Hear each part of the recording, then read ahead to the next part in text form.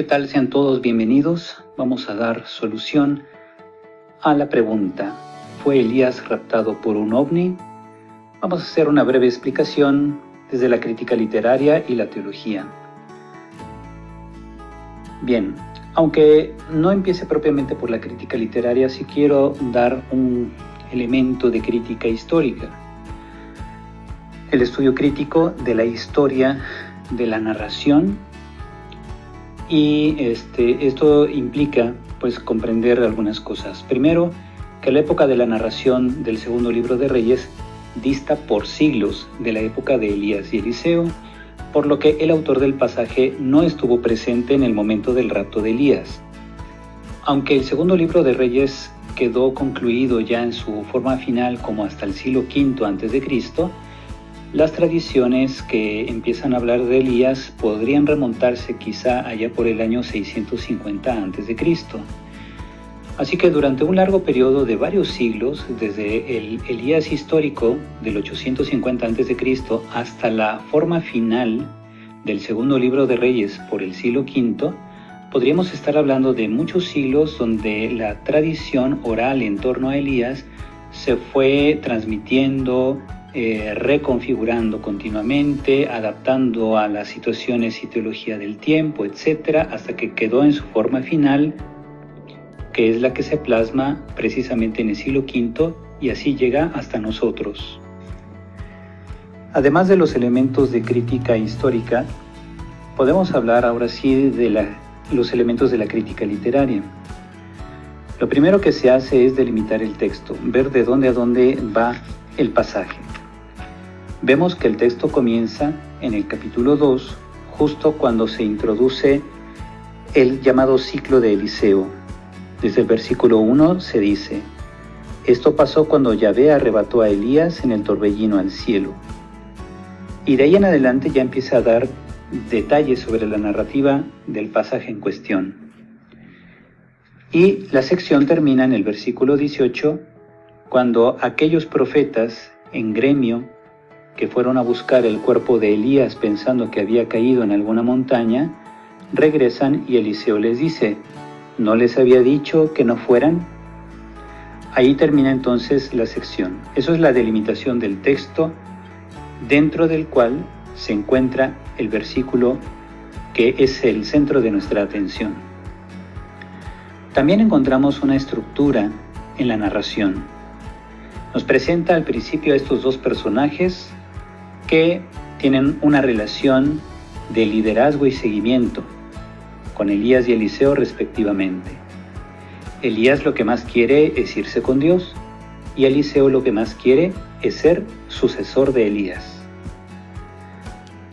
Así entonces, en varios escenarios se repite esta situación. Elías se quiere adelantar, Eliseo lo quiere seguir. Finalmente le dice: serás mi sucesor si me ves irme al cielo, si ves que soy arrebatado, y eso sucede.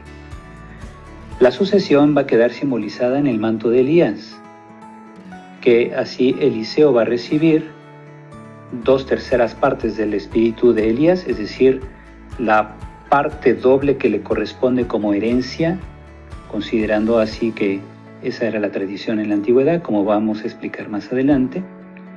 Y entonces el manto va a garantizar que Elías es precisamente quien deja a Eliseo como sucesor. Esto se va a notar en el efecto que tiene el manto cuando se golpea el río Jordán y se dividen las aguas en dos, haciendo una clara evocación de Moisés. Finalmente, las estrategias narrativas. Ya vimos un poco sobre el incipit, es decir, el principio de esta sección, donde ya se anuncia de qué va a tratar la narrativa. Vamos a ver más elementos, más estrategias narrativas a lo largo de las siguientes imágenes.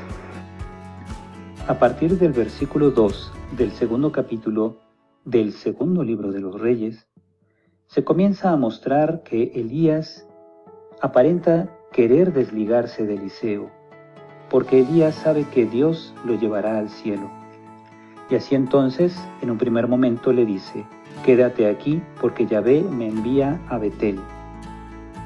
Quiere dejar a Eliseo en esa zona donde se encuentran, en Gilgal, para que de ahí Elías se vaya solo a Betel a encontrarse con Dios. Pero Eliseo no lo deja. Incluso utilizando una fórmula de juramento, le dice: vive Yahvé y vive tu alma, que no te dejaré. Y entonces ambos se fueron a Betel. Más adelante, en el versículo 4, Elías dice a Eliseo: quédate aquí porque Yahvé me envía a Jericó.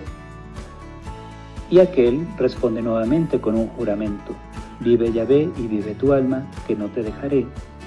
Y se fue con él a Jericó. En el versículo 6, Elías vuelve a decirle a Eliseo: quédate aquí porque Yahvé me envía al Jordán. Y Eliseo no lo deja, lo acompaña. Y después, ya junto al Jordán, viene el rapto de Elías. Todo esto significa que Eliseo tenía toda la intención de ser el digno sucesor de Elías en su ministerio profético. Pero hay dos cosas que hay que notar. Por un lado, Elías es un profeta solitario, mientras que Eliseo es un profeta muy sociable. Tan es así que se nota entre los profetas o las comunidades de profetas que se encuentran en estas regiones, como tal es el caso de Betel y Jericó. Esa comunidad o esas comunidades de profetas saben de antemano que Elías será llevado al cielo. Y en ambas ocasiones le dicen a Eliseo: ¿acaso no sabes que Yahvé arrebatará hoy a tu Señor por encima de tu cabeza?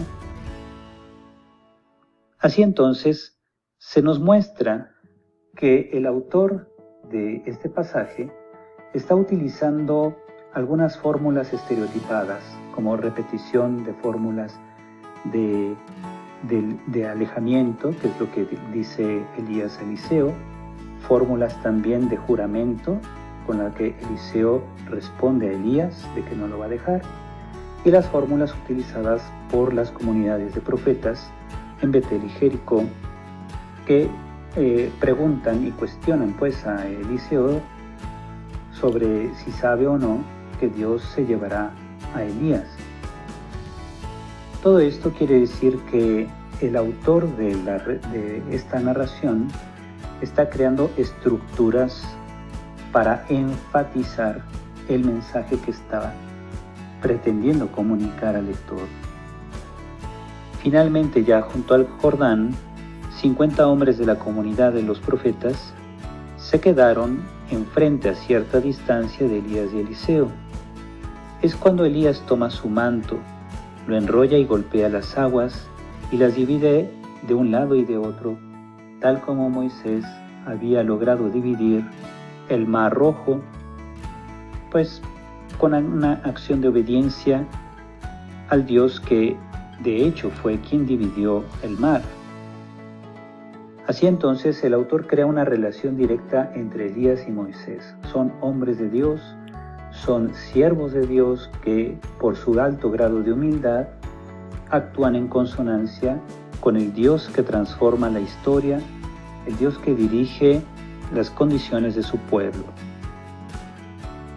Y entonces, tras golpear las aguas del Jordán, éstas se dividen y Elías y Eliseo lo cruzan por zona seca.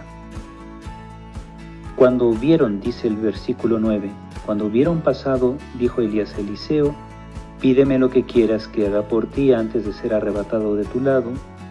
Dijo Eliseo: que tenga 2 partes de tu espíritu. Esto no significa que se esté hablando aquí de cuestiones matemáticas. 2/3 partes, ¿a qué se refiere esa expresión tan extraña? Bueno, pues más o menos en aquella época de la redacción del texto, es decir, allá por el 650 a.C., dentro de la comunidad israelita se consideraba que todo primogénito debería recibir una parte doble en la herencia de su padre en caso de que éste muera. Y como vamos a ver más tarde, Eliseo llama padre a Elías. Pues bien, este pasaje nos muestra que no se trata de que Eliseo pida solo 2/3 partes del espíritu profético de Elías, sino que quiere significar con eso de que él pretende ser el sucesor, el heredero de este espíritu profético que ha marcado a Elías en su ministerio. A esto Elías le responde: pides una cosa difícil. Si alcanzas a verme cuando sea llevado de tu lado, lo tendrás; si no, no lo tendrás. Estas expresiones solamente se pueden entender dentro de un contexto de misterio. Es decir, Dios realiza sus designios de manera misteriosa. Si Elías se va al cielo y Eliseo recibe de Dios la capacidad de ver no solamente que Elías se va, sino de comprender el significado de esta acción de Dios de glorificar a su profeta Elías, entonces él podrá ser heredero de esta misión. Si bien el espíritu profético no se puede transmitir como genéticamente, sino que es Dios quien lo concede directamente a quien él decide. Pues bien, aquí Eliseo está mostrando una disposición, pero finalmente será Dios quien confirme que Eliseo será el digno sucesor de Elías. Así, llegamos al versículo 11, que es el que centra nuestra atención. Iban caminando mientras hablaban, cuando un carro de fuego con caballos de fuego se interpuso entre ellos, y Elías subió al cielo en el torbellino. Hasta allí el versículo 11, que es aquel que centra nuestra atención en este pasaje. Vemos que, por un lado, el pasaje debe interpretarse desde un aspecto simbólico. Bien, Dios es todopoderoso, Él está presente en todos lados y por tanto no necesita de un carro. Pero este carro o carroza de la que se habla en el pasaje significa un medio que permitirá conducir a Elías de la zona terrestre, de la zona terrenal, a la presencia de Dios.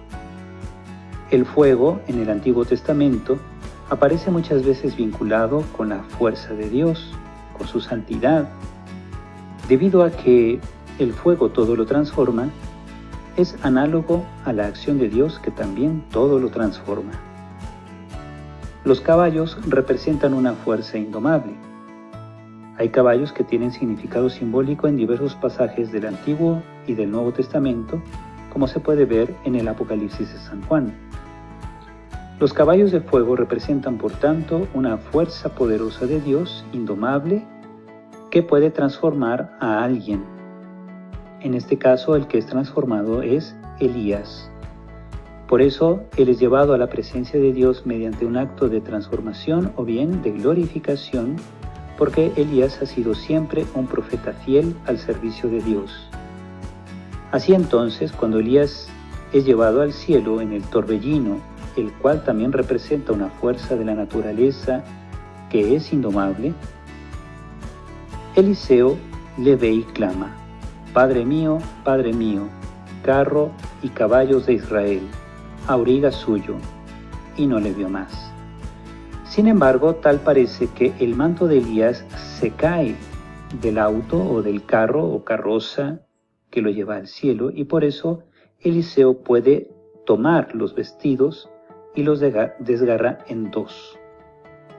Después realiza el mismo acto que había hecho Elías de golpear las aguas del Jordán para dividirlo, y después de eso le preguntan, él más bien pregunta a Dios en forma indirecta: ¿dónde está Yahvé, el Dios de Elías? Y así, golpeando las aguas, finalmente éstas se dividen. Habiéndole visto pues la comunidad, dice el versículo 15, la comunidad de los profetas que estaba enfrente, dijeron: el espíritu de Elías reposa sobre Eliseo. Fueron a su encuentro, se postraron ante él en tierra y le dijeron: hay entre tus siervos 50 hombres valerosos, que vayan a buscar a tu señor, no sea que el espíritu de Yahvé se lo haya llevado y que lo haya arrojado en alguna montaña o algún valle. Él dijo: no mandéis a nadie. Como le insistieran hasta la saciedad, dijo: mandad. Mandaron 50 hombres que le buscaron durante 3 días, pero no lo encontraron. Se volvieron donde él, que se había quedado en Jericó, y les dijo: ¿no os dije que no fuerais? Hasta allí el texto entonces que concierne a nuestro pasaje. Es decir, es lo que da marco a todo lo que va a significar el centro de nuestra atención, que es el versículo 11. Como conclusión podemos ver, el texto lo que busca es mostrarnos, por un lado, la glorificación que Dios hace de Elías por haber sido un profeta fiel. Y por otro lado, el texto pretende justificar la condición profética de Eliseo y como heredero también del espíritu profético de Elías. Por tanto, toda interpretación de carácter ufológico, como lo que se está promoviendo hoy en día en la televisión y en redes sociales, yerra completamente, porque estas interpretaciones no toman en cuenta la tradición que está detrás de los textos. Tampoco toma en cuenta el horizonte de la fe del pueblo que ha conservado estas tradiciones y les ha dado su justa significación teológica. Ninguno de los autores de los libros de los reyes pretendió escribir una crónica y ni estuvo presente tampoco en el momento de los acontecimientos. Pues bien, entonces de aquí podemos concluir simplemente que es necesario tener mucho cuidado de las interpretaciones que se están promoviendo hoy en día en los medios de comunicación y redes sociales, porque son interpretaciones que provienen de gente que jamás en su vida han estudiado formas literarias o historia de los pueblos o ni siquiera cuestiones de literatura mínima. Son personas que más bien están aplicando de manera arbitraria criterios fantasiosos a textos que son demasiado antiguos. Recordemos ese principio fundamental de que todo pasaje de la Escritura debe interpretarse con el espíritu con que fue escrita. Dios lo que quiere es nuestra salvación. Ese es el tipo de verdad que nos transmite también este pasaje, que busca nuestra salvación y por tanto tiene un significado teológico. Eso nunca hay que perderlo de vista. Si a ustedes les gustó este video, denle me gusta, suscríbanse a mi canal y activen la campanita para recibir las notificaciones de los nuevos videos que yo vaya subiendo, para que así todos juntos sigamos creciendo en el conocimiento de la palabra de Dios. Muchas gracias. Dios los bendice.